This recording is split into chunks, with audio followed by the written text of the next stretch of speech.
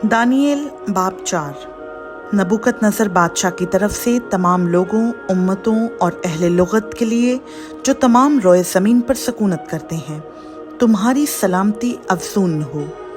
मैंने मुनासिब जाना कि उन निशानों और अजाइब को ज़ाहिर करूं जो खुदा ताला ने मुझ पर आश्कारा किए हैं। उसके निशान कैसे अजीम और उसके अजाइब कैसे मुहीब हैं। उसकी मुमलकत अब्दी मुमलकत है और उसकी सल्तनत पुश्त दर पुश्त। मैं नबूकदनज़र अपने घर में मुतमईन और अपने क़सर में कामरान था। मैंने एक ख्वाब देखा जिससे मैं हिरासा हो गया, और उन तसव्वुरात से जो मैंने पलंग पर किए और उन ख़यालों से जो मेरे दिमाग में आए मुझे परेशानी हुई। इसलिए मैंने फरमान जारी किया कि बाबल के तमाम हकीम मेरे हुजूर हाजिर किए जाएं, ताकि मुझसे उस ख्वाब की ताबीर बयान करें। चुनाचा साहिर और नजूमी और कस्ती और फालगीर हाजिर हुए, और मैंने उनसे अपने ख्वाब का बयान किया, पर उन्होंने उसकी ताबीर मुझसे बयान ना की। आखिरकार दानिएल मेरे सामने आया, जिसका नाम बेल्तशज़र है, जो मेरे माबूद का भी नाम है। उसमें मुक़द्दस इलाहों की रूह है।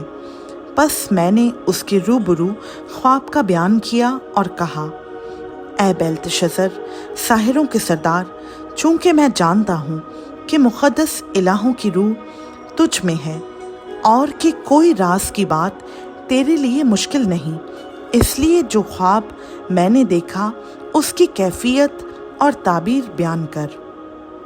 पलंग पर मेरे दिमाग की रोया ये थी। मैंने निगाह की और क्या देखता हूँ कि ज़मीन के वसत में एक निहायत ऊंचा दरख्त है। वो दरख्त बढ़ा और मजबूत हुआ, और उसकी चोटी आसमान तक पहुँची, और वो ज़मीन की इंतहा तक दिखाई देने लगा। उसके पत्ते खुशनुमा थे और मेवा फरावान था, और उसमें सब के लिए खुराक थी। मैदान के चरिंदे उसके साया में और हवा के परिंदे उसकी शाखों पर बसेरा करते थे, और तमाम बशर ने उससे परवरिश पाई।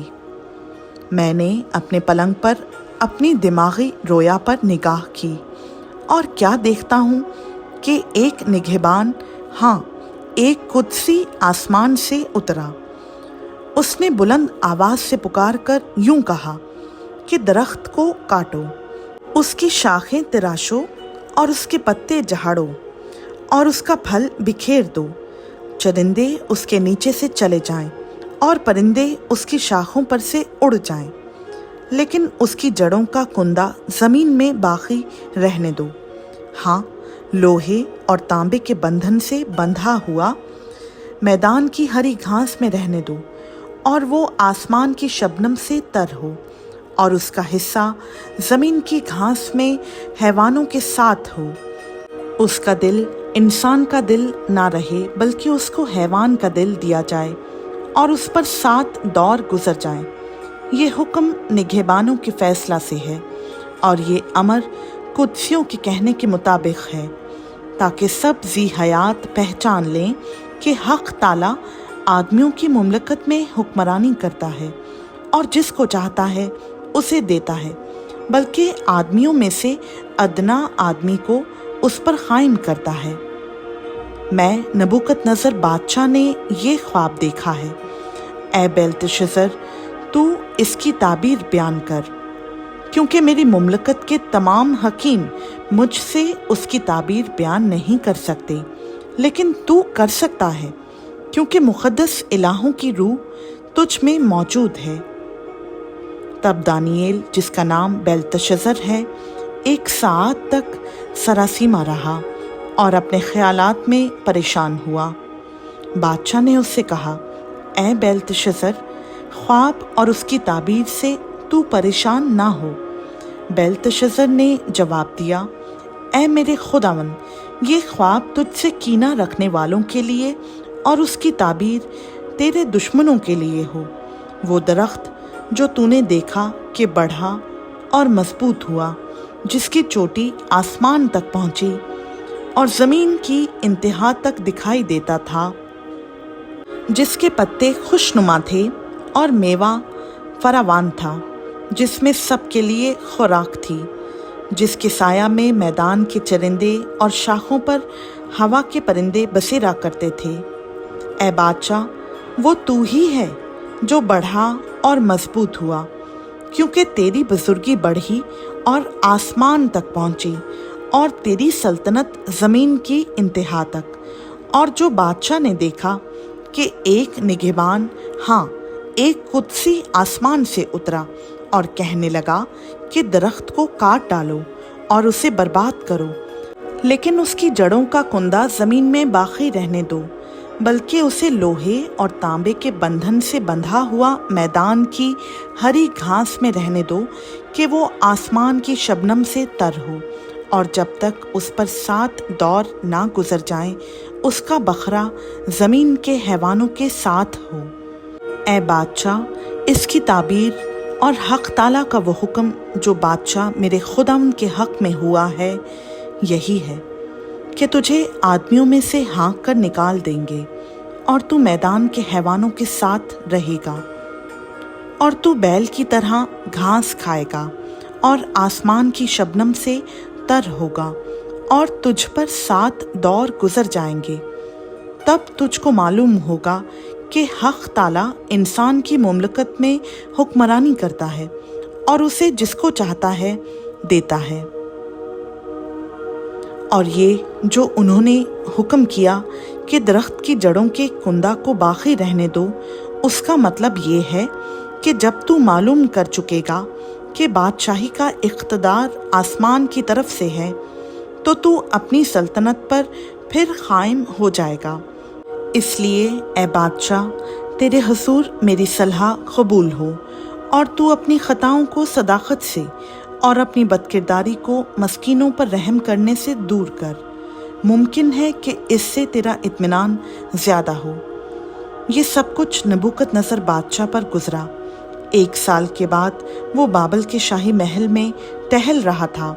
बादशाह ने फरमाया, क्या ये बाबल आज़म नहीं जिसको मैंने अपनी तवानाई की कुदरत से तामीर किया है कि दारुल सल्तनत और मेरे जाहो जलाल का नमूना हो।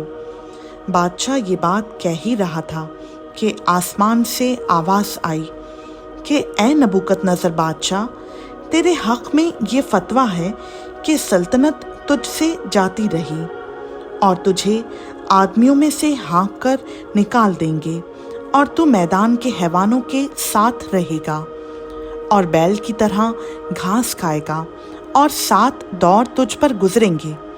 तब तुझको मालूम होगा कि हक ताला आदमियों की मुमलकत में हुक्मरानी करता है और उसे जिसको चाहता है देता है।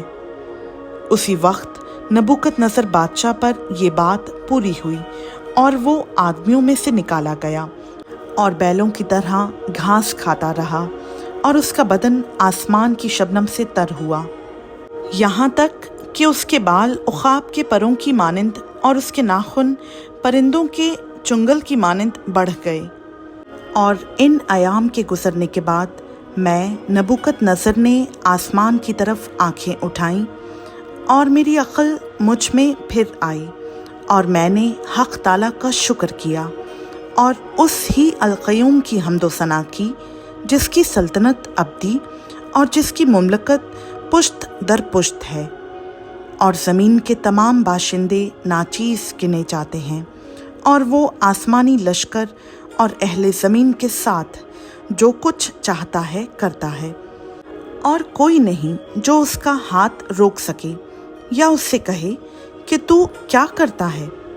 उसी वक्त मेरी अक्ल मुझ में फिर आई, और मेरी सल्तनत की शौकत के लिए मेरा रोब और दबदबा फिर मुझ में बहाल हो गया, और मेरे मुशीरों और अमीरों ने मुझे फिर ढूंढा, और मैं अपनी मुमलकत में कायम हुआ, और मेरी अज़मत में अफजूनी हुई। अब मैं नबूकदनज़र आसमान के बादशाह की सिताइश और तकरीम व ताज़ीम करता हूँ, क्योंकि वो अपने सब कामों में रास्त और अपनी सब राहों में आदिल है, और जो मगरूरी में चलते हैं उनको जलील कर सकता है। खुदा उनका पाक कलाम का पढ़ा, सुना, समझा और कबूल किया जाना हम सबों के लिए बाइस से बरकत हो। आमीन।